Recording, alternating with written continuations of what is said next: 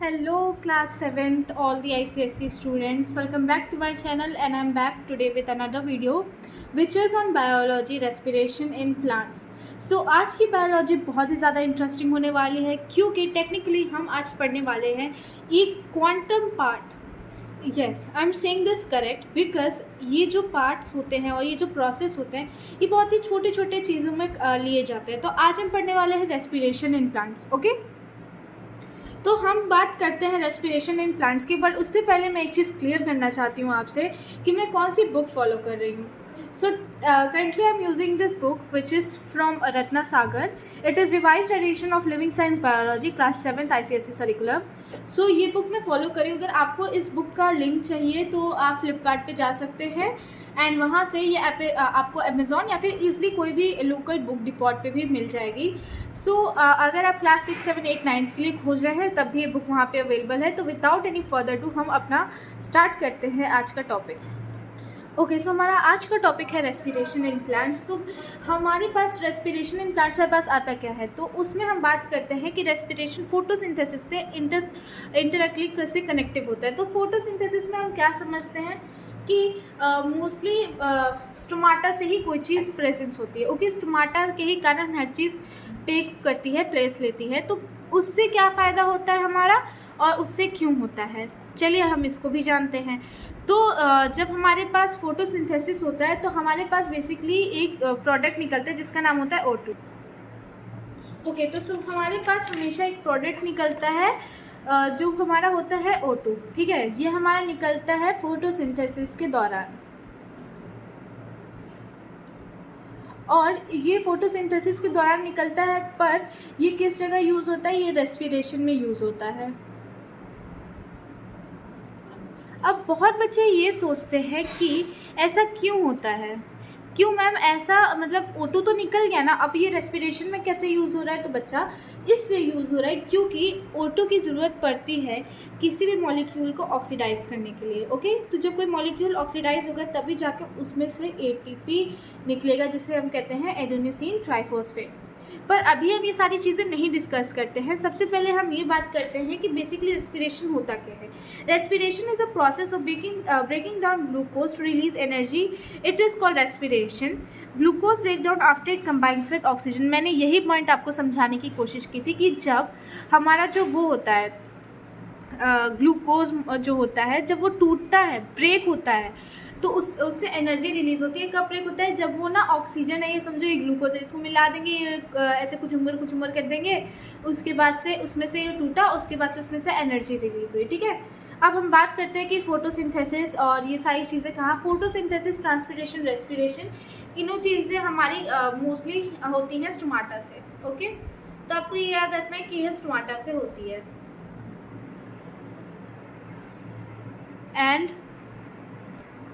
पर अब इसमें ये सवाल आता है कि रेस्पिरेशन की ज़रूरत होती किस चीज़ से है।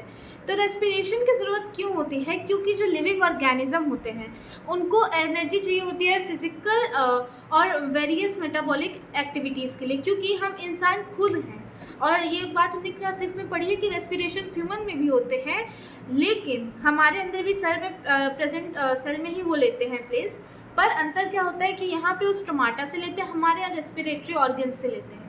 That is a proper designed organ for us. Okay, अब हम ये जानते हैं कि हम कॉम्प्लेक्स हैं प्लांट से, और प्लांट से भी ज़्यादा कॉम्प्लेक्स कुछ है तो एनिमल है, उससे भी कम है तो पॉलीफेरा एंड ये सारी वो किंगडम में हमारे आते हैं। तो उनको भी एनर्जी चाहिए और हमें भी एनर्जी चाहिए, पर लिविंग ऑर्गेनिज्म को एनर्जी इस मामले में थोड़ी ज़्यादा चाहिए, क्योंकि हम एक मूविंग एनिमल्स हैं, हम एक सोशल एनिमल ही तो हैं, और हमें ज़रूरत पड़ती है इधर से उधर जाने की, अपना फूड खोजने की।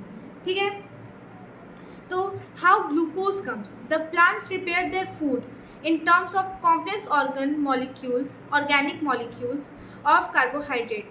ठीक है, तो जो कॉम्प्लेक्स ऑर्गेनिक मॉलिक्यूल्स होते हैं कार्बोहाइड्रेट के, उनका सेकेंड नेम होता है ग्लूकोज।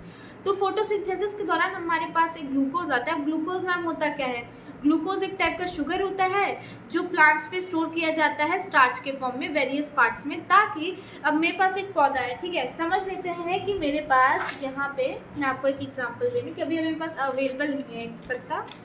समझ लेते हैं कि मेरे पास यहाँ पे एक प्लांट है, मैं इसको हर दिन पानी दे रही हूँ, 1 डे 2 डे 3 डे, पर एक दिन इमरजेंसी होगी कि मैंने इसको पानी नहीं दिया और इसको मेरे को ढक के कहीं जाना पड़ा, और ढक के जाना पड़ा तो क्या होगा, वही स्टार्च जो ग्लूकोज था वो स्टार्च जाके इसकी हेल्प करेगा सर्वाइव करने में। ओके, तो ये समझ आया कि स्टार्च यहाँ पे कहाँ पे हमारा हेल्प हुआ। ओके, तो यहाँ पे है मेरे पास इक्वेशंस, तो आप इक्वेशन से समझ ही गए होंगे कि ये क्या है। बेसिकली ये जो रेस्पिरेशन होता है उसका एक केमिकल फार्मूला है कि किस तरह ग्लूकोज से ऑक्सीजन कंबाइन होता है और उससे निकलता है CO2 H2O S by product से।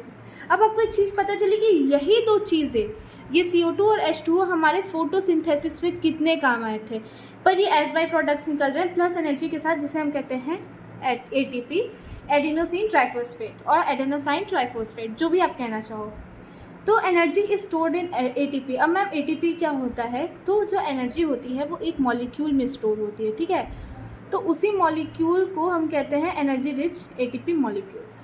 ये समझा आपको, ये इसका फुल नेम है एडिनोसिन ट्राइफॉस्फेट। अगर आपको इसका स्क्रीनशॉट लेना है तो आप ले सकते हो।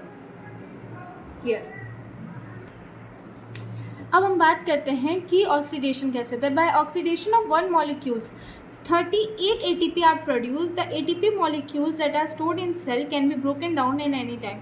तो ये मैं आपको एरियोबिक का समझा रही हूँ। एरियोबिक में सिर्फ 2 ATP मॉलिक्यूल्स रिलीज होते हैं, उसमें ऑक्सीजन का कोई काम नहीं लगता है, बट इसमें ऑक्सीजन का ऑक्सीडेशन जब वन मॉलिक्यूल का होता है तो 38 ATP प्रोड्यूस होते हैं, जो ब्रोकन डाउन हो सकता है एनी टाइम। समझ रहे हैं कि हम भाग आ रहे हैं और बहुत ज़्यादा थक गए हैं, तो उस समय ATP प्रोड्यूस होता है हमारी बॉडी में, एनर्जी